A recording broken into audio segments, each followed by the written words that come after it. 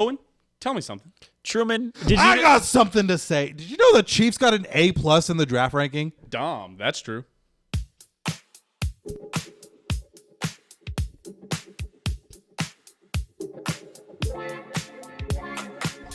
Ooh, welcome everybody back to another episode of Dahm. That's true. Of course, I'm your host of the most, Truman Steam Machine Steen. As always, I'm joined by the bomb, kaboom, Owen Dahm, and a special guest here at the beginning. Normally, we get you right in the middle of the episode. True. No Bengals bite this week. Sorry. Notice the throat is the goat is the ball. The Z, Vincent Guthrie. What's up? What the fuck is the NFL doing? Sorry if it's the first 8 seconds you guys are going to demonetize. But normally the conceit when you win the Super Bowl is you get shit on in the draft. Yeah, that's how it works. Right, you're picking how at the number fuck 32. have you guys won back-to-back Super Bowls and then have like arguably the best draft of anyone? And who did we trade with to trade up, Vincent? Do you know?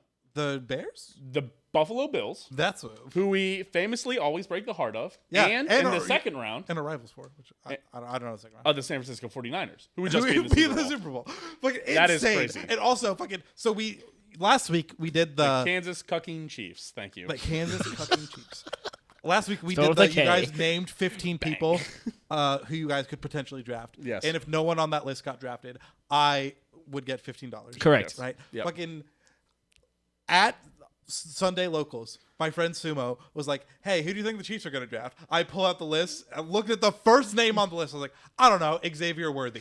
I'll be fucking damned if the Chiefs' first draft pick wasn't Xavier goddamn Worthy.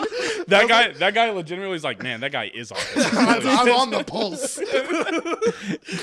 That guy knows something. Dude, everyone at the locals like he's telling everybody like Vincent knows ball. Holy shit! It was literally the first person you guys named on the list. It was. I remember because I was pissed too.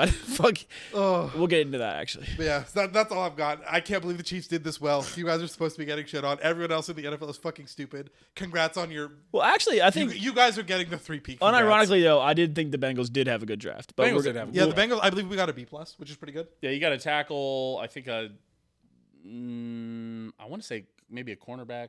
I could not tell you. I know that because my dad told me in the car yesterday. He's like, "Hey, Bengals are pretty good in the draft." I was like, "Cool." I hadn't paid attention.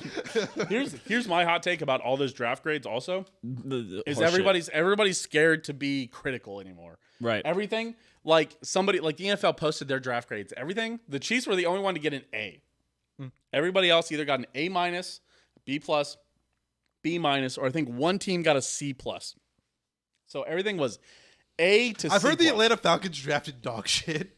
That's what I've heard. Well, we'll get into that. But they drafted Michael Penis Jr. It's number 8. Dude. Well, the thing is about draft grades is that ever since Mahomes and Josh Allen became two of the faces of the NFL, Josh Allen's draft grade for the Bills was a D-, and Patrick Mahomes was a C+. So it's crazy. So 2 of the top 5 quarterbacks got giga terrible draft grades. It's like, oh, okay, well we can't give 2 future Hall of Famers. I think everybody's got a C and a D. Everybody's so afraid of being wrong. Yeah. That they'd rather everybody wants to boast when they're right, but everybody's afraid to be wrong. That's why I even tweeted this out. Listen, I guess we're going to talk about. Let's get into it. I'm out at this point. You guys have fun. That's fair. All right, so let's just get into it. So I will say the Chiefs drafted. We're going to do a Chiefs draft pick review. We're going to go through all the picks real quick here. Xavier Worthy picked in the first round. Me and Owen, I think, are on the same page. The Chiefs draft. Really, you've turned around. Just keep going. Okay, so my general opinion is we have a lot of small, fast gadget guys. I have turned around a bit after watching a little bit of Xavier Worthy film. I'm not sure he's exactly a gadget guy. I think he's actually got some really solid route running, and that's important. And I've also seen him turn some fucking bubble screens and quick slants fucking into huge gains. So I'm feeling personally watched it in person. Yeah. Well, and I watched some tape and stuff like that too. And I mean, you actually have watched him in person. Yeah, I know we have watched him. He cooked Echo Boydo, yeah, teammate, which is a NFL caliber Chief. He's a Chiefs player. He's on the practice squad, but he's been seeing active time. He's played active cornerback snaps in the past. He is good enough to be what I call the 99%. Right. He's the top. Echo Boydo's in the top 1% of all corners. Oh, 0.1%. He's in the NFL. Right, he's in the NFL. And he's played NFL snaps. And Xavier Worthy made him look kind of silly on the touchdown, and that was in his highlight reel. Yeah, when they were both still in college, but still, I mean, And that was before. That was a year before Xavier Worthy came out, and that was when Echo Boydo came out. So I mean, technically, he should have been more polished.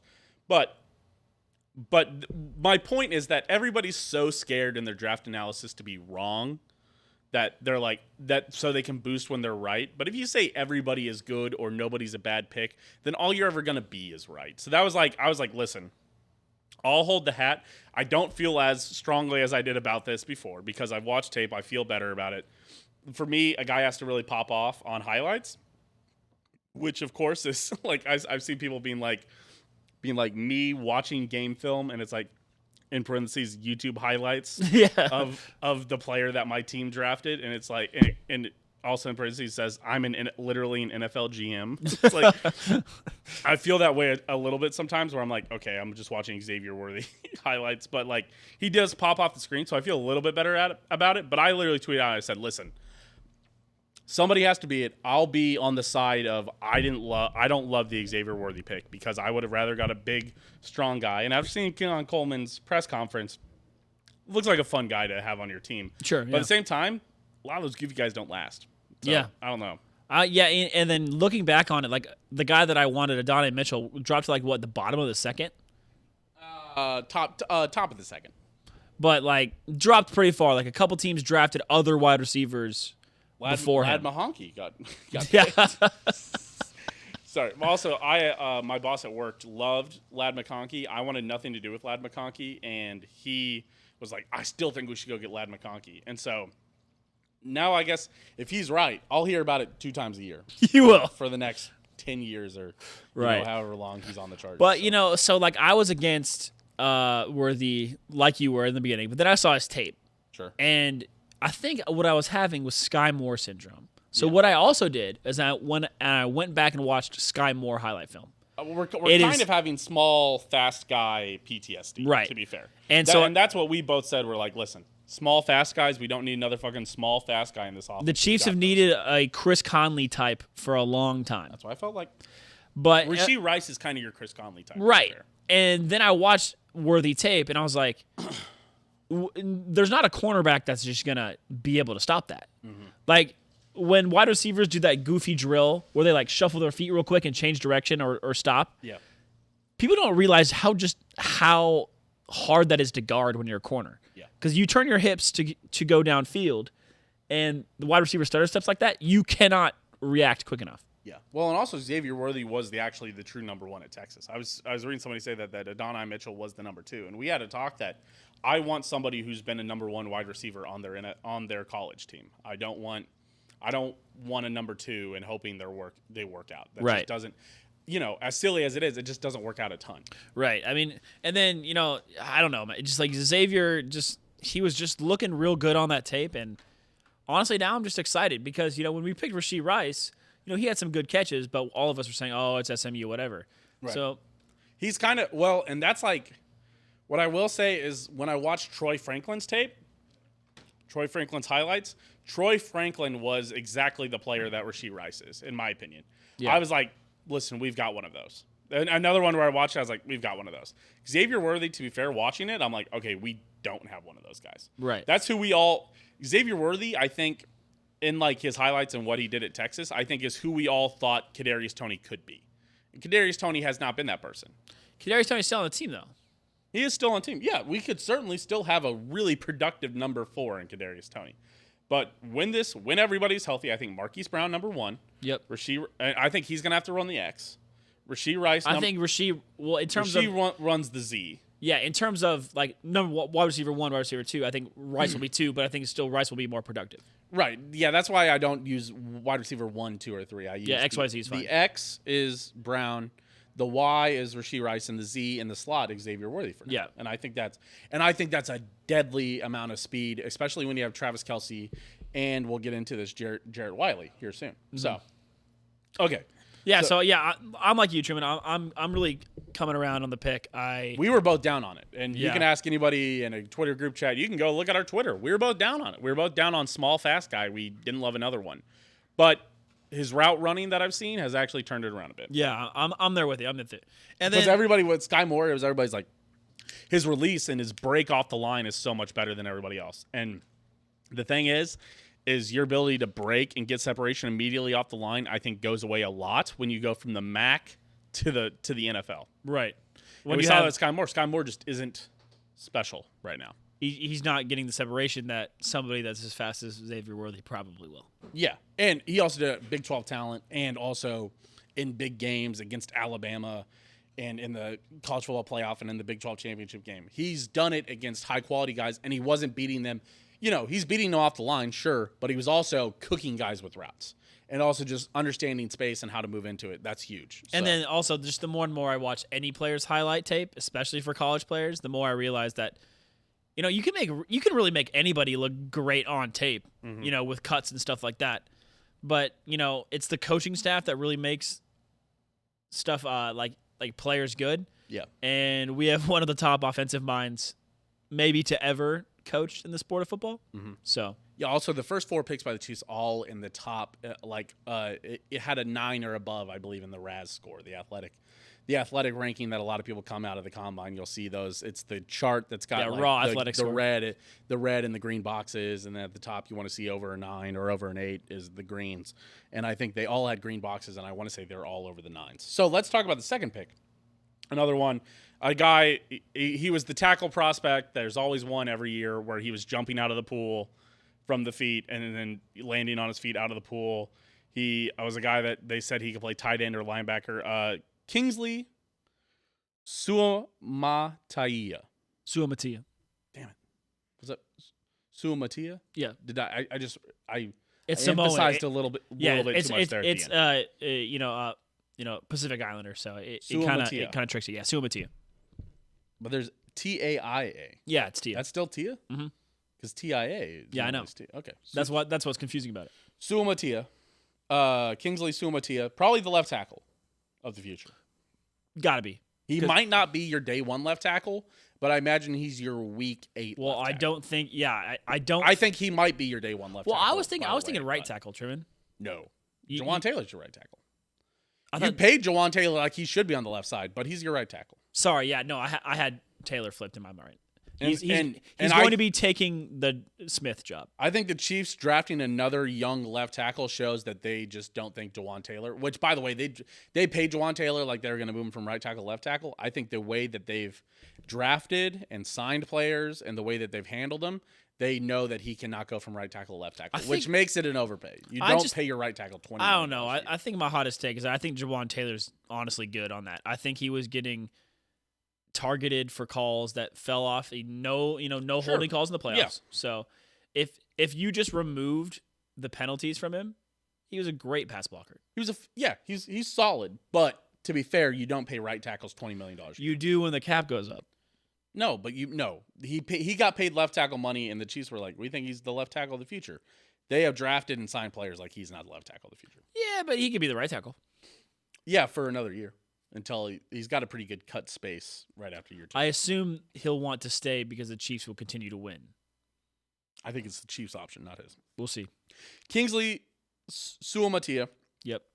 Does grade out really well. Let me confirm that because I know they put a pronunciation key. He played right tackle 2022. Yeah, I sent you it. 2023, he played left tackle. I saw PFF. Listen, we only use PFF when it is good for us. Right tackle in 2022, he graded out as like an 80.6 or something like that. I think it was like an 80. And left tackle in 2023, he was like an 86 point something. So pass grade went up. He was on the was that the Maxwell Award? Or is Maxwell quarterback? He was on the Maxwell quarterback. He was on whatever the best offensive lineman watch list was to start the season. As a junior, which is, I mean. Again, I could not tell you that, man. No, right. And I think that's fine. But so I think that's a great sign. I saw people that had mocked him to the Chiefs in the first round. There's some people that have mocked him as a first round talent. So I remember you saying that. I'm not sure he was a first round talent. I think he was a second round talent. And the Chiefs got him in the second round. I think they got him at a great spot where he can feel really good. I know the Chiefs graded out to have like the third best value in a couple different metrics. I think the Lions and maybe the Seahawks also. The Lions graded above the Chiefs in a couple metrics. It was value. It was like value. But the Chiefs were like consensus top 5 from what I've seen on people's lists. And here's my general take about this. I think going into the draft, honestly, the Chiefs needed a one position. They needed wide receiver. And then I think there's positions they could get better at. And then after that, I think you needed to get better at left tackle. And then depending on how you're feeling about cornerback or like defensive interior, that's what else you could have get better at. I don't think they did necessarily. I think they went and drafted pieces of the future. So this is where this kind of comes in. So wide receiver was huge. You had to have it. Left tackle, honestly, pretty big. I think it saves you money. I don't think the Chiefs are going to sign a left tackle now. I think you have Wanye Morris and Kingsley Suamatia. One of those guys is going to be starting day one. That's my guess. The third pick in the draft, 4th round, was Jared Wiley. Is it Jarrett or Jared? I have it written down as Jared, but I'm worried it's Jarrett. Let me check Chiefs. Wiley, the tight end from TCU, huge, like 6'6", 6'7", former quarterback, very similar to Travis Kelce. I was actually listening to an interview. Sonny Dykes was on 6'10" on Sunday morning talking about how Jared would kind of come off the field and give like intel about the defense and how they were set up and what plays he thought would work. I think that's huge. I mean, It is Jared Wiley. It is Jared Yes. with a D. With a D. Yes, Jared Wiley. I mean, I like copy pasted this, so I was pretty sure. But so Jared Wiley, I think that's a huge pick. I think that's great. My only concern is you signed Irv Smith and you also have Noah Gray. I mean, I don't think this team is going to carry 4 tight ends, right? We didn't carry 4 tight ends last year. Jody Fortson got hurt early, as he normally does. I think they would have carried 4 tight ends, though. I think we would have gone Gray, Fortson, Bell, Kelce. I'm interested to see. But I don't remember how much they they were paid. also not confident with their wide receiver core. Right. And once again, I don't think they are. So I think we might up getting You 4 might tight ends carry again. 4 tight ends, I think yeah. you go Kelce, Gray, Wiley, and unnamed 4th tight end. Damn, Royals lost. Tough. I want to see how much they signed Irv Smith Jr. for. Because I think his was a 1-year deal. No. All right. What? It was giving me his 4-year deal from the Vikings. Man, they only signed him for 1.1. I think Irv Smith is your cap casualty, or I think he's your casualty if you don't want him. I think you just go, yeah, whatever. Noah Gray contract. Noah Gray. Oh, he signed a 4-year extension on May 21st. So, Noah Gray did? yeah. That makes sense. So he signed through the 2025 season. So I think it's absolutely Irv Smith Jr. gets cut. I think that's fine. I think they're going to go in.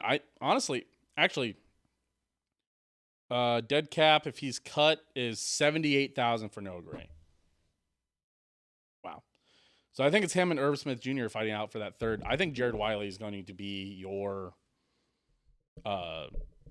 second tight end, to be honest. Legitimately. He's going to have to be a minimum 3. Yeah. I think he makes it. And I love it. I love that pick. You're a big tight I end love guy. former quarterbacks that play tight end. Especially when they've played all their college career. I don't love when they're trying to convert to tight end. You don't love Tebow? I don't love Colin Klein. I don't love when they're trying to convert from college quarterback to tight end. Yeah. Very rarely ever works. No, yeah, because College basketball player to tight end, different story. But Definitely Antonio different story. Gates, shout out. Tony Gonzalez, I think, also played college basketball. he did. But yes. he also played college football, to be fair. But Antonio Gates was like, Pure college basketball. Yeah. he was the one that kind of set the standard. And he also got a bunch of college basketball players signed to NFL contracts. Good for him. Jaden Hicks, safety in the 4th round also. 2 picks later after Jared Wiley. Yeah, I like it. Yeah, a lot of people had a 2nd-round grade on him. I know ESPN had him as their 58th best prospect, and we got him at the end of the 4th round at 130. You're telling me the Chiefs got a good corner in the 4th, 5th, or 6th round? Good safety. Which, to be fair, Justin Reed only signed through this year. Brian Cook only signed for the year after that. Yeah, Brian Cook. If Brian Cook stays healthy, he'll probably get a new contract here. But that's probably the reason you draft the safety here is that Cook got hurt last year. Cook got hurt. I think Justin Reed. I mean, I don't think you're willing to pay Justin Reed. I don't think it doesn't feel like the Chiefs are going to pay Justin Reed another 4 years. The Chiefs have been pretty ruthless, specifically with the safety position recently. All of the secondary. I think they will pay Trent McDuffie. I do not believe they'll pay anybody else in this current secondary. No, probably not.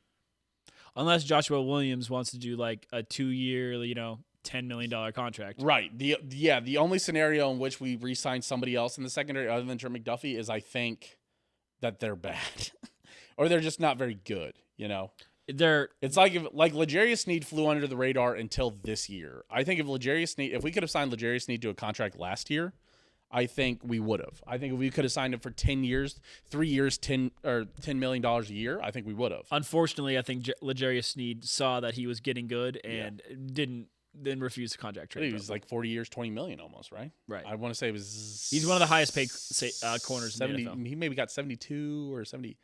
Maybe he got 16 million. Maybe it was 4 years. He got a lot of money. He's one of the highest paid corners now. Yeah, right. And he can go win 7 games with the Titans every year. Yeah, that's fine. Whatever. Congrats, bud. Number 5, in the 5th round, it was Hunter Norzad, the offensive center from Penn State. Sure. A lot of people think he could be the center of the future or a guard. I mean, here's the thing: is I think you've got 3 guys in the interior. You've got Joe Tooney, you've got Creed Humphrey, and you've got Trey Smith. We're not going to sign all 3 of those. One of those people will leave. It's probably Joe Tooney when he retires. It's probably Joe Tooney. I don't think he's going to retire, but I think he could retire because he's like pretty 30. old. He's like 35, 36. Yeah, he's pretty old. God, is he? No, hold on. He might be like 33. I'm pretty sure Joe Tooney age. Joe Tooney Chiefs age. I got it. I've got it. No, I'll use my Google because it's better than yours. I already clicked on Siri. Joe Tooney, Chiefs age. Joe Tooney is 31. Damn. He's got one more contract, but I don't think he gets paid by the Chiefs. Does he have one more contract? Yeah, for sure. I think he plays till he's 35, especially because he's an all-pro.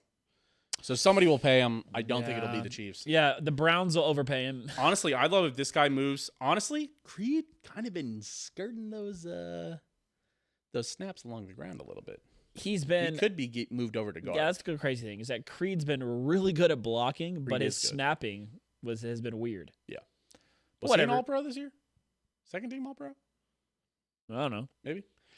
I think Creed, he could stay at safety, and this guy who's coming in could move to guard.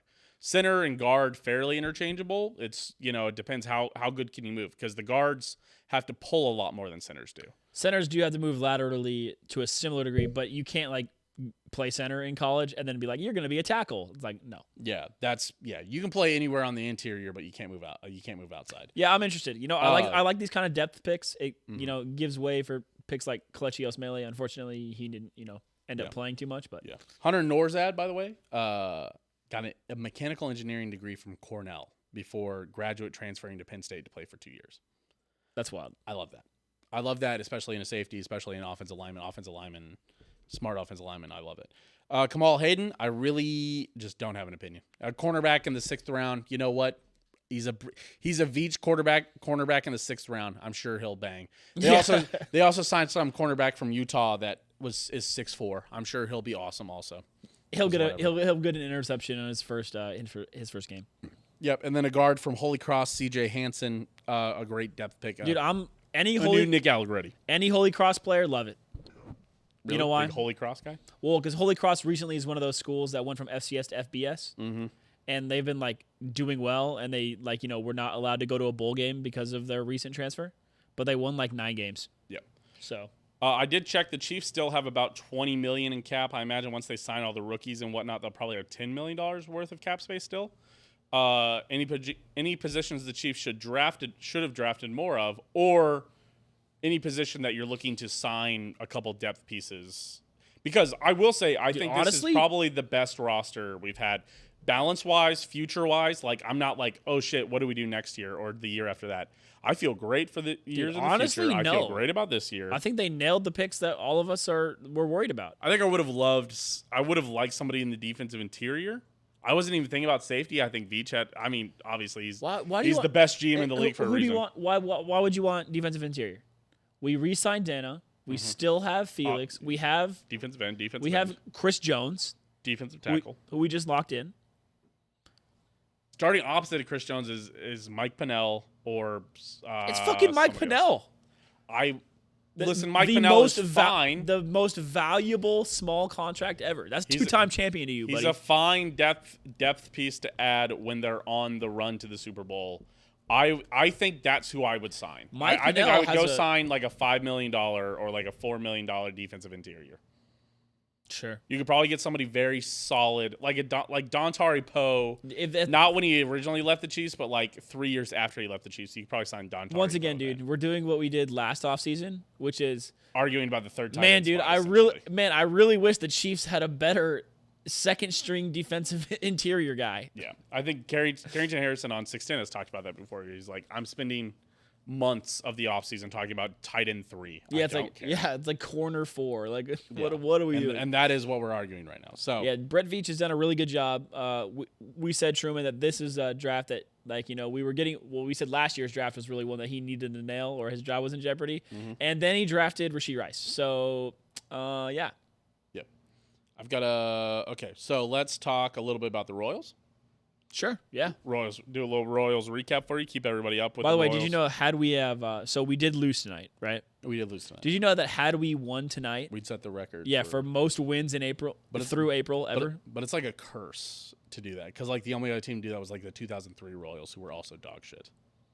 So it was a good thing we lost tonight. Well, we also jinxes aren't real though. We still play tomorrow. We'd have to win 2 games in a row, I think, to break that record. But tomorrow's the 30th, and there's no April 31st. Yeah, but you can. So I think we can still tie the record. We just can't beat it anymore. No, we've already tied it. 17 is the record. Then we could still beat it tomorrow. Yeah.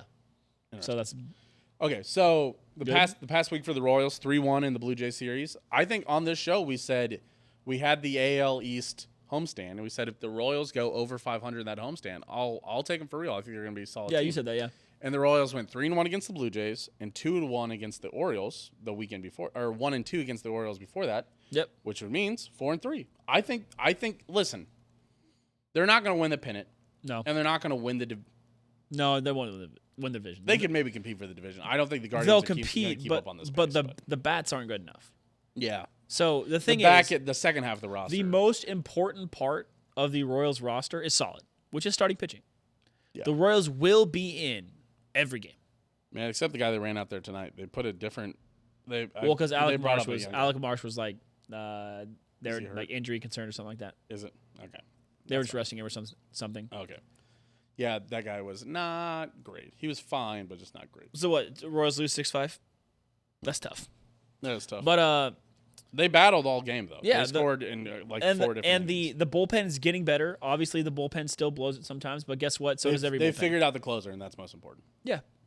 It's frustrating to not have a closer, and I think the Royals have figured that out. Yeah, so they have the 2 most important parts of baseball: starting the game and making sure you don't lose, and then the closer, which is winning the game. Mm-hmm.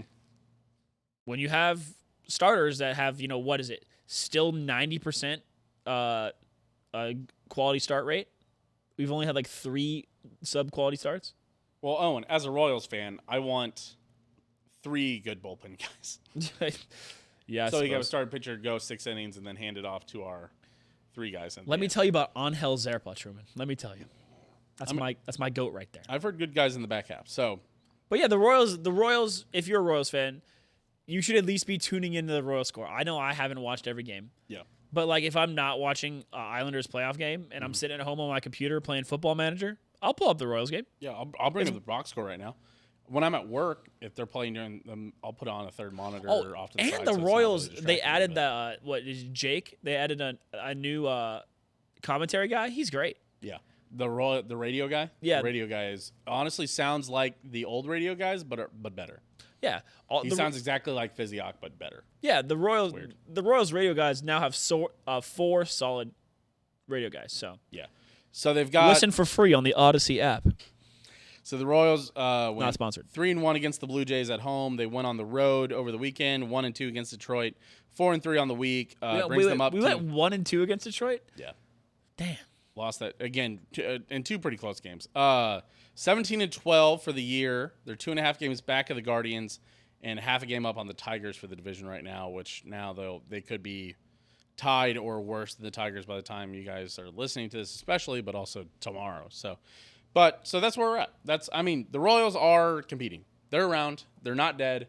They're gonna be able to be a part of this show until NFL division breakdowns, and that's what we needed from them. Yeah. We truly just needed content. We need to squeeze those babies all we can. Yeah, so Royals doing well. We'll have to have my my homie Jackson on. He's a huge Royals fan. Fair enough. Speaking of teams we can squeeze for just a little more content, the Islanders playoff recap. Guys, obviously you guys listened to the show. For anybody listening now, I hope you guys would go back and listen to the show last week. You guys want to hear just a change in emotion? Yeah, you guys want to see an experiment in the human spirit. Last week, us being up 2-0 at the end of the first quarter, being up 3-1 at the end of this, or 2-0 at the end of the first period, 3-1 at the end of the second period, and then the difference to us losing 5-3 at the end of the third period. Oh my gosh, I'm sure it's just it's pretty rough. Is now a good time to tell you that I'll be at a concert tomorrow? What? Is now a good time to tell you that I'll be at a concert tomorrow? Really? Will you really? Mm-hmm. I mean, we didn't watch the game on Saturday together. I also didn't watch most of it. I only watched the overtime. I was half half watching it. Yeah, I had it up on a monitor while I was playing video games. So the most heartbreaking scenario is the one where you're good luck by not watching the team, and me and Owen have both ran into that. To catch you guys up, so the Islanders, that game that we broke down last week's episode was on Monday. Me and Owen watched the game here on Thursday. 8 Raising Canes. We lost 2-3 against the Carolina. That was the first home game. Carolina scored twice in the first period. The Islanders pulled within 1 by the end of the second period. The game was 2-3, and then nobody scored in the third period. Yep. Weird one. Game 4, Islanders won that 3-2. The Islanders down 1-0 in the first, tied in the second, go up early in the third, blow it with 6 minutes left because that's what the Islanders do. They went to overtime. They won it in second overtime on a Barzal game winner. And listen, it was awesome. If there's something that as we convert all you Kansas Cityans into being New York Islanders fans, as I assume you guys all are by this point. Of course.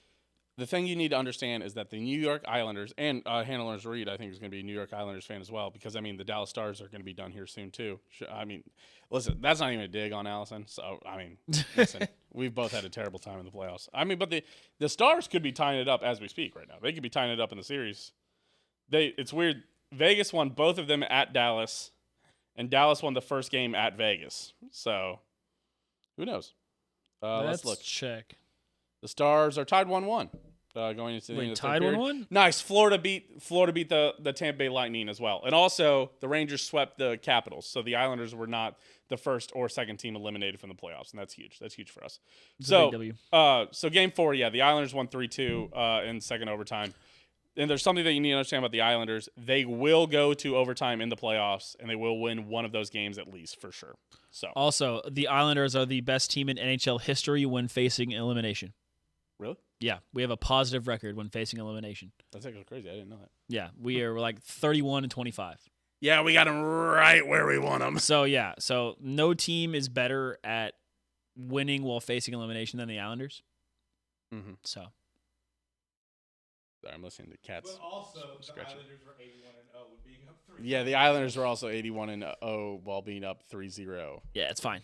And the Canes hadn't first come time back for from everything. Being down 3-0 since 2006. The Royals were also the first team to ever lose in the World Series while winning 9 straight in the playoffs. 2 games last year where the teams came back from being down 3-0 in the playoffs.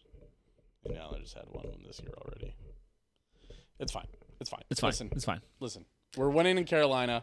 I won't believe until they win in New York, and then I'll be locked in. Send it back there. I'll be locked in for Game 7. If they take it in Carolina and then win in New York, I'll be locked in. Doesn't it? No, 7. Truman. Doesn't it end in New York? No, it ends in Carolina. It's 2-2-2-1, isn't it? No, 2-2-1-1-1. It's the NBA. Gotcha. The MLB is the only one that's different. Is 2-3-2. It always ends with the higher seed being at home. Gotcha. Okay. So I want to check this. Let's say there's a Game 7. Game 7 would be Saturday. Oh, I'm at a fucking wedding. Am I at that wedding? No. This is a friend from work. And you wouldn't be able to watch? No. I won't be able to watch the next Poggers, we're winning. I won't be able to watch the next 2 games if the Islanders win tomorrow. Are you going to be able to watch tomorrow? But I can't watch tomorrow. Maybe. Yeah, you won't be able to watch tomorrow. Yes, take that, please. Thank you. But I won't be able to watch. No, you will not. Interesting. I'm going to be rocking out.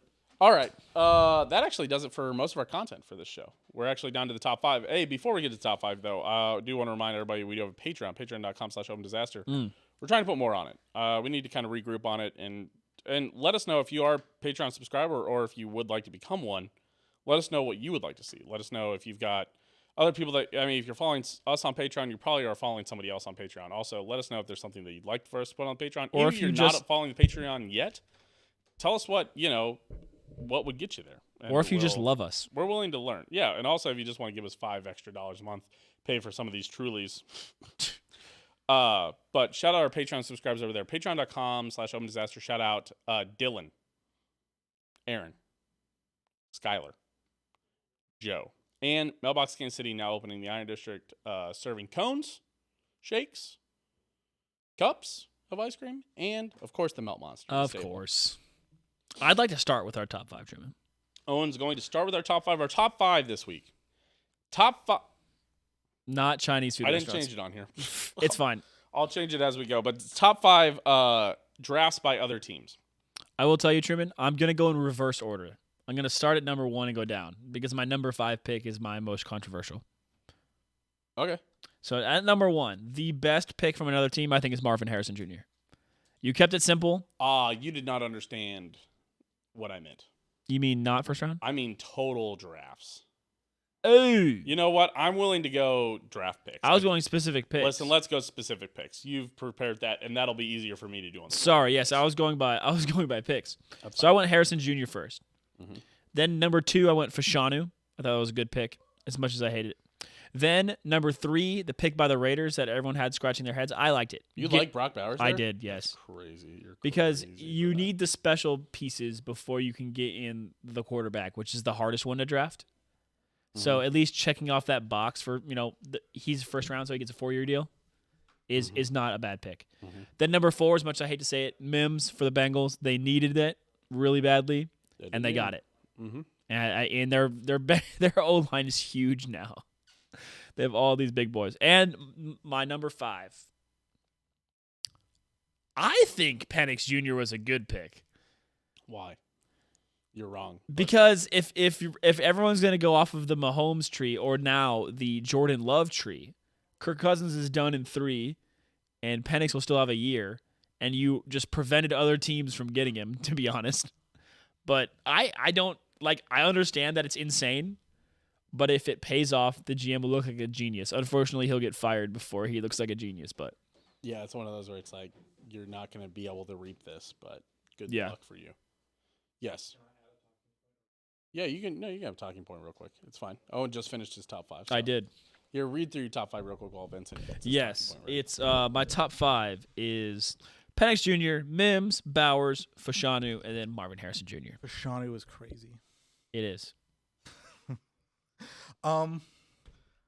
Man. So, like I said, I was annoyed that the Chiefs had the best overall draft because they just won 2 back-to-back Super Bowls. And in theory, you're supposed to have bad drafts if you win the Super Bowl. Or, like, the better you do the Yeah, worse you your have a draft's tougher time, supposed to be, in theory. At what point do you, as another team, say, fuck what I need, I'm going to spike draft to hurt other teams? There is a belief that you should ignore positions and just draft what they call best available player. Okay. And just draft whoever is at the top there. So even if you don't need a wide receiver, you should still get the best. Like if the best player available to draft is a wide receiver, you draft that player. Right. Like for instance, so there was not a defensive player taken until pick 15 this year. Mm-hmm. But the best available player from picks probably 7 or 8 to 15 was a defensive player. But everybody there drafted by need, and then probably the Raiders, actually probably a prime example of drafting best available. At 13, Brock Bowers was probably best available, and they drafted a tight end last year. They didn't need him. But they did that, and they never drafted a quarterback because there was never a value option at quarterback that made sense for the Raiders to draft. The Raiders are a perfect example of somebody that drafted best available player. Right. Yeah, because they still have a glaring hole in need, but some of these players were just too good. Like they would just replace existing players. If Caleb Williams would have dropped all the way to the Chiefs, at some point you go, why don't I draft Caleb Williams and just store him? As if I have the best, if I have a top 15 quarterback as my backup quarterback, that's a great answer. Or I can trade him for some first round picks or something Right. next year. You know, Right. It's like, why is nobody drafting this guy? It's like I can do something with that person. It just blew my mind because like if I'm like pick 12 and Chiefs are pick 13, and I know that Chiefs need like a good fucking defensive lineman, I'm gonna draft the best fucking defensive lineman out there. Fuck them, Right. Like, because like, I don't you. Especially something like linemen, Yeah. you always need another lineman. Yeah. Yeah. So I don't know. It's crazy to me that the Chiefs had such as good of a draft as they did when like other teams weren't just like, fuck it, I'm gonna tank this year to fuck the Chiefs because like the Chiefs. I'll be honest, you guys have had it all lately. Yeah. Yeah, Yes, we have. Times like this sure are sweet. they are. Clink. It's crazy to me that no other team's like, fuck it. No one bit the bullet despite the Chiefs. So congrats. Fair. Well, appreciate it. All right. Owen, you already did your top 5? You already said it again? I did, yes. No, yeah. You're good. No, yeah. Yeah. All right. Owen, we'll start here with my number 5. Number 5, Cooper Beebe. A great value pick. He didn't go in the first like 2 or 3 rounds. It's crazy. Yeah, or that's no, kinda he did wild. go in the second. He went in the 3rd round. Yeah. But Ben Sinnott being the first Wildcat off the board, I think was crazy. A little bit unexpected. I think he should have absolutely gone earlier. So, Cooper Beebe, you have anything to say? Or you just sorry, Joe's standing off to the side, or just okay. Menacingly. Cooper menacingly.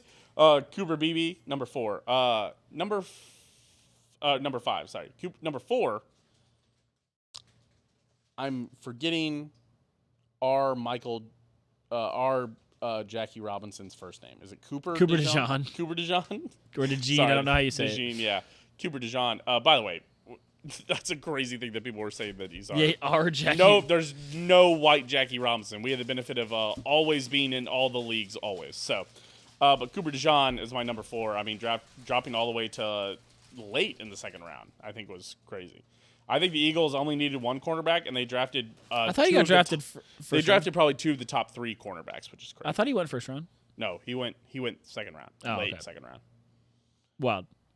Number 3, Troy Franklin. I'm not even sure. Listen, he Because dropped. the Eagles got him. The Eagles got him. No, Troy Franklin. Wait, Cooper DeJean? Yeah. Yeah. The Eagles got him and Quinyon Mitchell. They Yeah, drafted cornerback first 2 rounds. I think they only won a 1, but it's one of those where my 3rd pick was Troy Franklin, and I think if the Troy Franklin would have fallen to the Chiefs in the 4th round, I would absolutely have loved Troy Franklin because it's like might as well just draft another wide receiver. And so it's like, but instead we didn't. But why I have Troy Franklin one, he slid when he could have been in the second. I mocked him to our 1st round for some of those of those drafts in the first one. And and so him falling all the way to the 4th round for Denver to get him. Also, and why I view this as a high value pick, Troy Franklin, they're pairing him with Bo Nix, his college quarterback. I think it's a great answer. Yeah. That's the only thing. I do not think Bo Nix or Troy Franklin's world beaters, but I think they can be scrappy and cause a couple losses for the Chiefs by pairing them together. If by a couple you mean a couple over 10 years, then yes. Sure, a couple over the next 5. Years. Yes, 5. Yeah, 5 years. Number 2, TJ Tampa. TJ Tampa, again, somebody that I'd mocked to the Chiefs in the 2nd round. Yeah. That fell also all the way to the 4th round. One pick before the Chiefs picked in the 4th round. And you're like, who? I think TJ Tampa would have solved a lot of problems for us. But Yeah. alas, he escaped us. And number 1, and I think this is going to be a bit of a hot take, Rome Odunze. Yeah. At number 9. You pair him with your young quarterback. I also think Rome Odunze, at times, got buzz about going in front of Marvin Harrison Jr., which means he got buzz at number 1, which means he got buzzed as the number 1 wide receiver. For him to drop to the 3rd wide receiver and almost out of the top 10, and so not only do you get your top quarterback, but I think you get maybe wide receiver 1B in this draft, and you get him at number 9 to pair with your new quarterback. I think the Bears, there's a lot of people that said the Bears could have just, after drafting Caleb Williams and then Rome Odunze there at the back end, at 1 and 9. Obviously, if you have 2 top 10 picks, you should kill the draft. Right. But the Bears, I think, picked 2 great players at 1 and 9. And people said, with what you did there, you could set the rest of your draft picks on fire and be set. And I think they could have. Yeah, maybe. And a big reason for that is the value you got with Rome Odunze at 9. Yeah, they're still in the AFC North, which is a tough division. So, I mean, the NFC North, we'll see. Yeah, so, excuse me, sorry. We drank, which always means I'm going to be fighting burps the whole episode. Cooper Beebe, number 5. Cooper DeJean, the Coops, down to Cooper DeJean at number 4. Troy Franklin, number 3. Number 2, TJ Tampa. And number 1, Rome Odunze is the best value in the whole draft. There you go. That's it. Sweet. Short, sweet, to the point, 45 minutes. Not a bad episode. Not that short. Again, no, but, shorter than some episodes we do here. Appreciate you guys for being here. Appreciate everybody for hanging out. Twitter.com/OwenGoshDahm, Twitter.com/Steam Machine, TikTok.com/Steam Machine. If you guys are watching on Spotify and you'd like to see our face, go to YouTube. If you're on YouTube seeing our face and would rather not see our face, be able to lock your screen if you don't have YouTube Premium, go over to Spotify. There you go. Or Google Podcasts, wherever you guys are getting your podcasts. We're in a lot of places. If we're not somewhere that you'd like to get it, we can probably figure out how to get it there.